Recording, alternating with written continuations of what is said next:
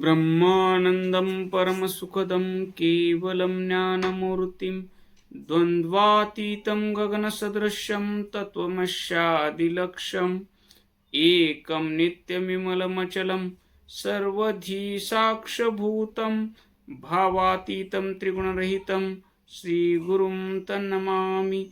अज्ञानतिमिरान्धस्य ज्ञानाञ्जनशलाकया चक्षुरुन्मिलितं येन तस्मै श्रीगुरुवे नमः। तस्मै श्रीगुरुवे नमः। तस्मै श्रीगुरुवे नमः। आपण संत शिरोमणी शिवयोगी मन्मथ माऊलीच्या अभंगावर चिंतन करत आहोत।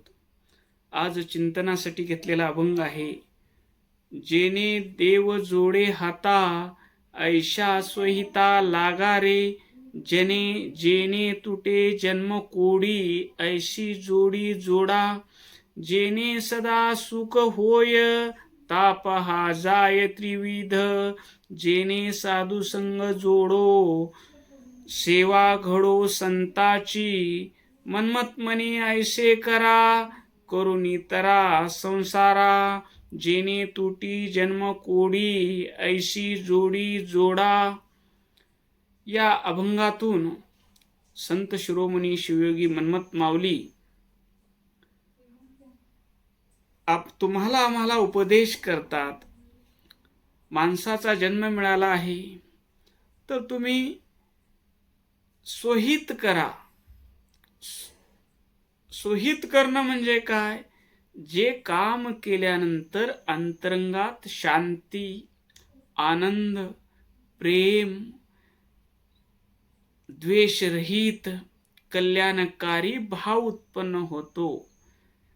ज्या माणसाची संगत केलो तुम्हाला आनंद वाटला पाहिजे, त्याच्या जवळ बसल्यानंतर शांती वाटली पाहिजे, तुम्हाला त्या माणसा जवळ बसल्यानंतर प्रेम वाटलं पाहिजे। हे वाटणं म्हणजे स्वहित आहे। हृदयातल्या आनंद स्वरूप परमात्म्याची प्राप्ती करून घेणं म्हणजे मानवी जीवनातलं स्वहित आहे।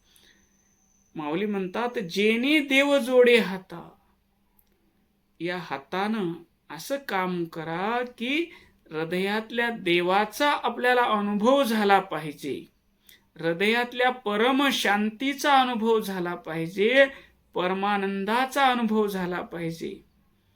मग हे करण्यासाठी तर उपाय सांगितलेला आहे।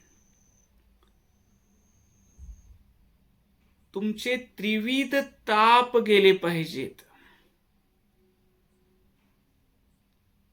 तुम्हाला या जन्मा मरणाच्या फेऱ्यातून जर सुटका मिळवायची असेल तर तुम्हाला त्रिविध ताप गेले पाहिजेत।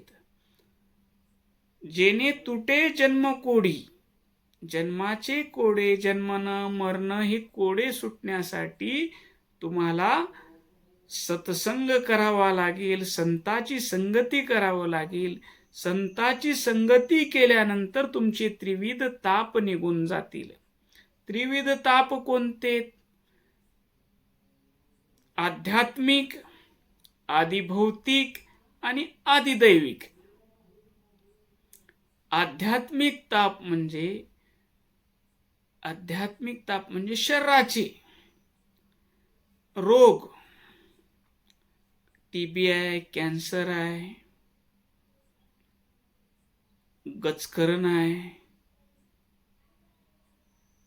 असे अनेक रोग आहेत ज्या तापामुळं माणसाचं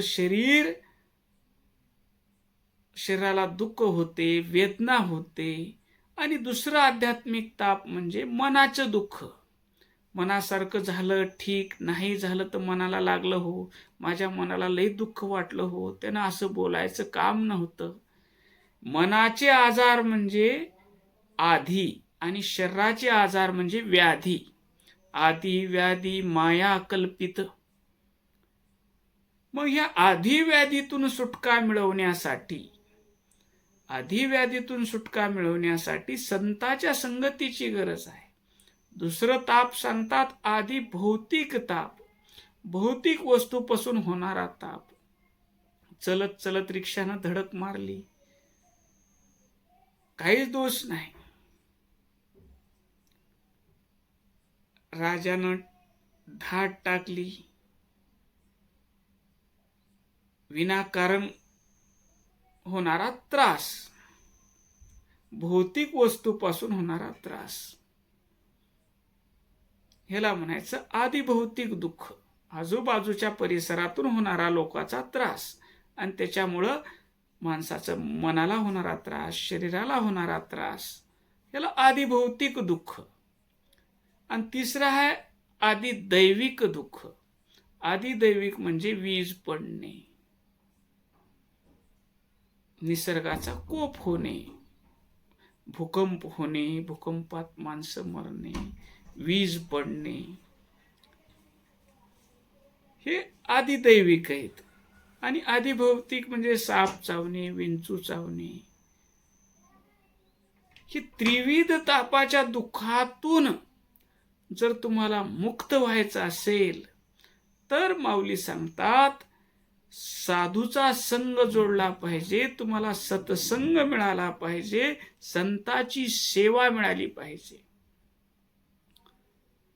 सत्संग, सत म्हणजे सत्यवस्तू, ज्याला हृदयातली ईश्वर रूपी सत्यवस्तू प्राप्त झाली आहे अशा माणसाला सतगुरु म्हणतात, संत म्हणतात, साधू म्हणतात. आणि ह्या तिघाच्या सानिध्यात गेल्यानंतर जो संग मिळतो तो सत्संग आहे. मग सत्संग म्हणजे काय आता थोडक्यात आपण पाहू. भगवंताच्या कथा ऐकणं सत्संग आहे, भगवंताचं कीर्तन ऐकणं सत्संग आहे, संताची अभंगवाणी ऐकणं सत्संग आहे, संताचे प्रवचन ऐकणं सत्संग आहे. आणि तिथं जायला वेळच नाही मिळाला, तिथं जायला वेळ नाही मिळाला तर जिथं आपण आहोत त्या ठिकाणी भगवंताचं शिवाय नमा नाम घेणं हाही सत्संग आहे. हातानं चांगलं काम करणं हाही सत्संग आहे. संतांनी लिहिलेले ज्ञानेश्वरी, परमरहस्य असे ग्रंथ वाचणं, त्यांचा अनुभव घेणं, गाथा असेल अभंगाची ती गाथा वाचणं, गाथ्यातून संतांचा अनुभव घेणं हा सत्संग आहे. आई वडिलाची सेवा करणं, निष्कामपणे आई वडिलाची सेवा करणं हाही सत्संग आहे. आणि आपल्या हातानं जगाच्या कल्याणासाठी काम करणं हाही सत्संग आहे. मनानं सर्वे भवन्तु सुखी नाम, हे ईश्वरा सगळ्याला सुख मिळालं पाहिजे. सर्वे संतु निरामया, सर्व लोकांना निरोगी आयुष्य मिळालं पाहिजे. सर्वे भद्राणी पश्यन्तु, सगळ्या मानव मात्राचं कल्याण झालं पाहिजे. मा कश्चित दुःख भाग भवेत, किंचितही दुःख कोणाच्या वाट्याला येऊ नये, असं सकाळी उठल्या उठल्या प्रार्थना करणं आणि रात्री झोपताना अशी प्रार्थना करणं हाही सत्संगच आहे. आणि हा सत्संग, हा मार्ग कुठं मिळतो? संताला, सद्गुरूला शरण गेल्यानंतर. सत म्हणजे सतवस्तूचा ज्याला प्राप्ती झाली आहे. गु, सत गुरु. गु म्हणजे अंधकार, रु म्हणजे दूर करणारा. सत हृदयातल्या सतवस्तूला अज्ञानानं आच्छादलेला आहे, तो अंधकार दूर करून त्याला प्रकाश रूप दाखवणारा हा सद्गुरु आहे, सद्गुरु आहे. अशा सद्गुरूला आम्ही शरण गेलं पाहिजे. असा सत्संगाचा महिमा आहे. सत्संगाचा महिमा काय? देवर्षी नारद सतत भगवंताचं नामचिंतन करायचे. त्यांचं नामचिंतन केल्यामुळं, सतत नामचिंतन केल्यामुळं त्यांचं अंतःकरण पवित्र राहायचं. जिथून फिरायचे तिथलं वातावरण पवित्र राहायचं आणि त्यांच्या प्रती देवतांनाही आदर होता. एकदा देवर्षी नारद भगवान विष्णूकडे गेले. तिथं गेल्यानंतर विष्णुदेव उठून उभे टाकले, या या या, संत आज भाग्य उदया आले, संताचे दर्शन झाले. या संताचं दर्शन झालं, आम्हाला तुमचा सत्संग मिळाला. त्यावेळेस नारद म्हणतात, तेव्हा तुम्ही देव आहात, मी भक्त आहे, आणि तुम्ही असं उठून उभारणं योग्य नाही. आणि तुमचं नाम आम्ही घेतो. आणि सत्संग काय आहे, सत्संगाचा महिमा काय. सूर्याला जर म्हणलं कुणी तुम्ही एवढं वॅट प्रकाश देता, तर सूर्य म्हणेल थोडा मला मुठभर अंधार दाखवा हो, कसा अंधार राहते ते मला काही माहित नाही, मी किती वॅट प्रकाश देतो, मी फक्त काम करत राहतो. तसं नारद म्हणले, देवा मी फक्त नामस्मरण करत राहतो, सत्संग काय, त्याचा महिमा काय, मला काही माहित नाही, सत्संगाचा महिमा सांगा. त्यावेळेस देवानं सांगितलं, नारदा सत्संगाचा महिमा ऐकायचा आहे, जा त्या वडाच्या झाडावर एक कावळा बसलेला आहे, त्या कावळ्याला विचार सत्संगाचा महिमा काय. देवाची आज्ञा, नारद गेले आणि त्या कावळ्याला विचारलं की सत्संगाचा महिमा काय, संताच्या संगतीचा महिमा काय. त्यावेळेस त्या कावळ्याचा जीव गेला. त्यावेळेस नारद परत आले, देवा काय हे सत्संगाचा महिमा ऐक काय विचारल्याबरोबर त्या कावळ्याचा जीव गेला. त्यावेळेस त्यांनी सांगितलं, एका घरी एक पिंजऱ्यात पोपटाचं पिल्लू जन्माला आलंय, तिथं जा आणि त्याला विचार सत्संगाचा महिमा काय, विचारा त्याला. ते गेले त्या ठिकाणी पिंजऱ्यापाशी, त्याला विचारलं संताच्या संघाचा सत्संगाचा महिमा काय. ते छोटं पिल्लू, त्याचा जीव गेला, तिथंच मरून पडलं. पुन्हा नारद गेले, विचारलं देवा सत्संगाचा महिमा.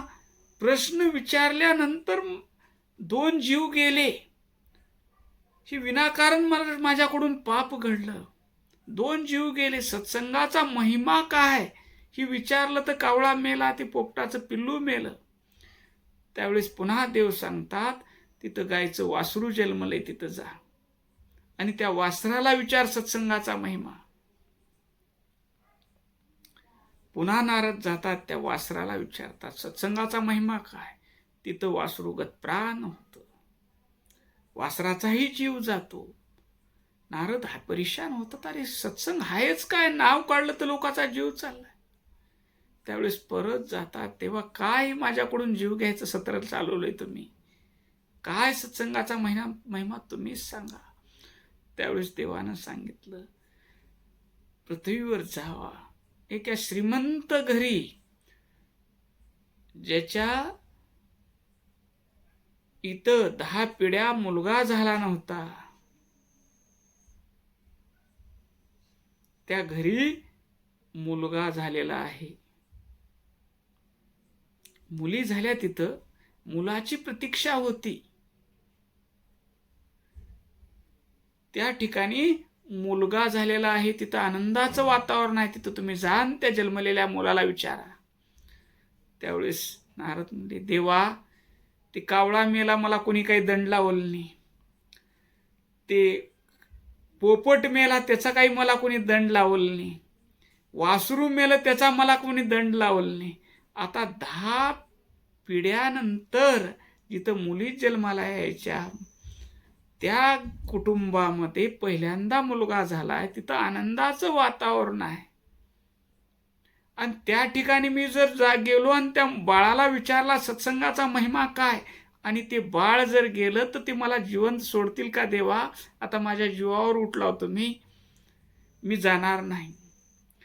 त्यावेळेस देवानं सांगितलं, तुला काही होणार नाही, माझं अभय आहे, तू जा आणि त्या मुलाला विचार. देवाचं कृपाछत्र घेऊन तिथे गेले आणि त्या पाळण्यातल्या बाळाला, साधू संत आले घरा, तुझी दिवाळी दिसरा.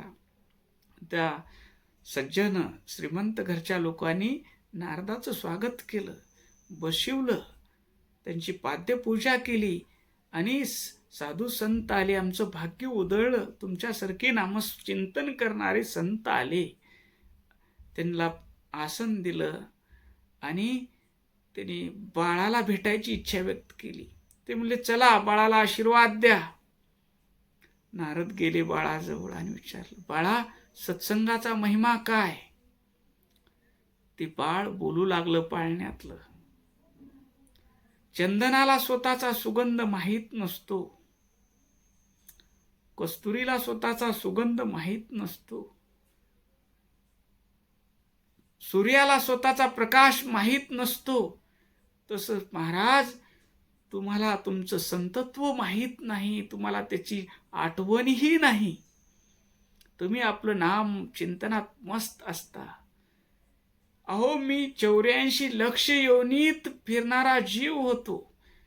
तुमचं दर्शन झालं आणि तुमचे शब्द कानावर पडले, मी कावळ्याच्या योनीतून मुक्त झालो. मी पोपटाच्या योनीतून मुक्त झालो, पुन्हा गायीच्या वासराच्या योनीतून मुक्त झालो आणि 3 वेळेस तुमचं दर्शन झालं. तुमची अमृतवाणी माझ्या कानावर पडली महाराज. म्हणून मला माणसाचा जन्म मिळाला. माझा 84चा फेरा चुकला तुमच्या दर्शनानं, तुमचे शब्द माझ्या कानावर पडल्यानं. आणि या सज्जन श्रीमंताच्या घरी मला जन्म मिळाला महाराज. आता माझा हा जन्म वाया जाऊन देऊ नका आणि मला आशीर्वाद द्या आणि या मानवी जन्माचं कल्याण करून घेण्यासाठी मला उपदेश करा, मला भगवंताचं नाम द्या. असं सांगितल्यानंतर, जीवाचा तुला जर शिव करायचा असेल तर बाळा, तू शिवाय नमा. मी भगवती पार्वतीला शिवप्राप्तीसाठी मंत्र दिला होता, तुलाही शिवाय नमा हा मंत्र देतो. म्हणून नारदानी त्या बाळाला शिवाय नमा मंत्र दिला. हा आहे सत्संगाचा महिमा. म्हणून माऊली म्हणतात, जेने देव जोडे हाता. अरे, माणसाचा जन्म मिळाला आहे तुम्हाला, याच जन्मामध्ये देव मिळाला पाहिजे, हृदयातल्या देवाची तुम्हाला अनुभूती आली पाहिजे, असं स्वहित करा रे. इथलं संसार कधीही पूर्ण होणार नाही. कितीही पैसा कमवला तरी तुमचं समाधान होणार नाही. आणखी पाहिजे, आणखी पाहिजे, आणखी पाहिजे असं होईल. कितीही सोन्याचे दागिने मिळाले तर आणखी दागिने मिळाले असा होईल. एक घर बांधलं तर लोकांचं भारी घर बघितल्यानंतर तुम्हाला आणखीन दुसरं घर बांधायची इच्छा होईल. पण एका परमात्म्याला प्राप्त केल्यानंतर, एका परमात्म्याचा आनंद हृदयात प्राप्त केल्यानंतर तुम्हाला काहीच मिळवायची इच्छा राहणार नाही. तुझे वचनी अमृत झालो मी हा पूर्ण तृप्त.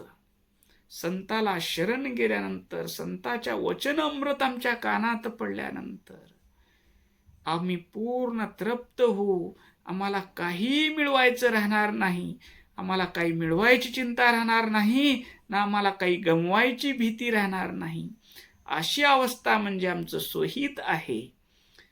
आणि अशा आनंद अवस्थेत कुठलीच इच्छा नाही म्हणजे वासना नाही, वासना नाही म्हणजे जन्म नाही. जेणे तुटे जन्म कोडी, ऐशी जोडी जोडा. अशा त्या भगवंताला हृदयात धारण केल्यानंतर, सतत त्या भगवंताचं शिवाय नमा असं नामचिंतन केल्यानंतर अवघा आनंदाचा काळ पोटी भरला जास्वनीळ. प्रेम शरीरी दाटले, अवघे दुःख दुरावले.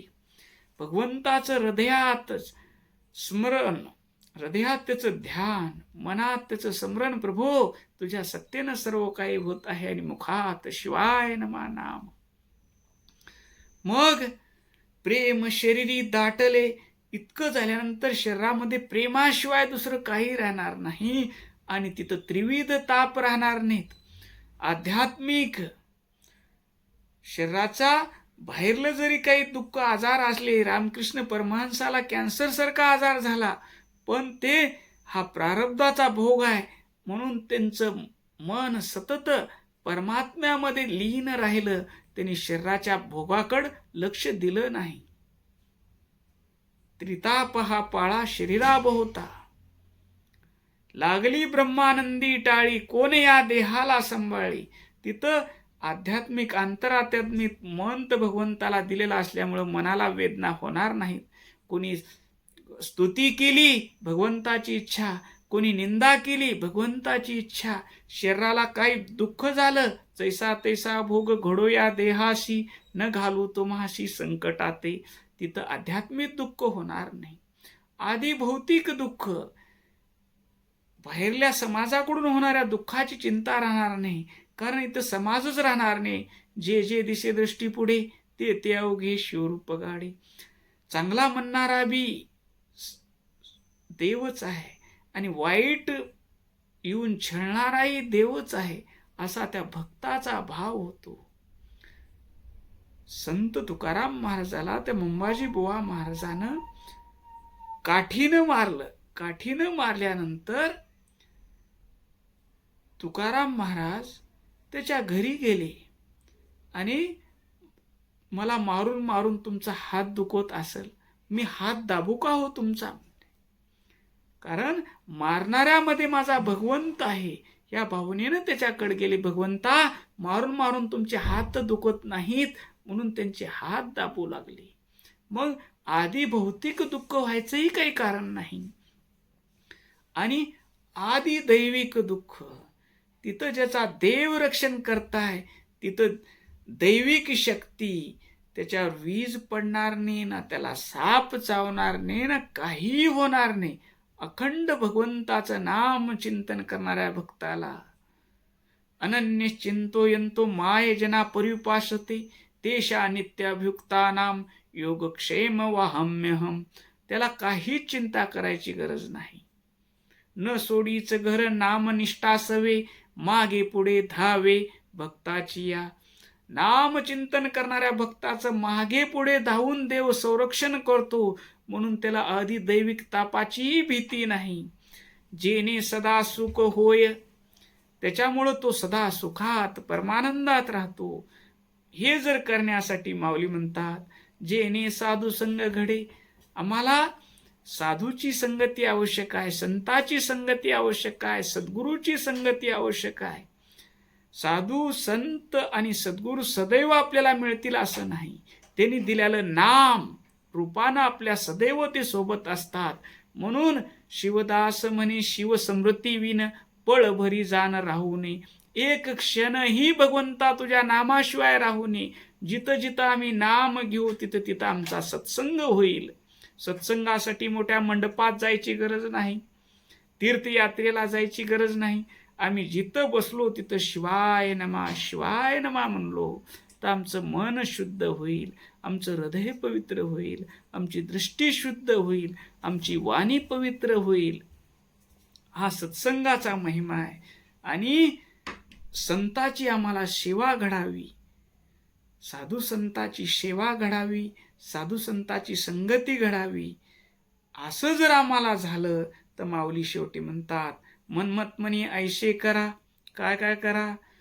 साधूची संगती करा, साधून दिलेलं नाम जपा, संताची सेवा करा आणि अखंड नाम चिंतन करीत राहा. शिवाय नमा शिवाय नमा म्हणून आनंदात राहा. आणि असं राहिल्यानंतर मनमत मनी ऐशे करा, करून तरा संसारा. या संसाराच्या भवसागरातून, संसार म्हणजे पुनरुपी जन्मम पुनरुपी मरणम, पुन्हा जन्मन पुन्हा मरण, हेच नाव संसार आहे. याची देही याची डोळा, पाहे मुक्तीचा सोहळा. याच देहामध्ये परमानंदाचा सोहळा पहा आणि आनंदाची अवस्था प्राप्त करून घ्या. ओम शांती शांती शांती.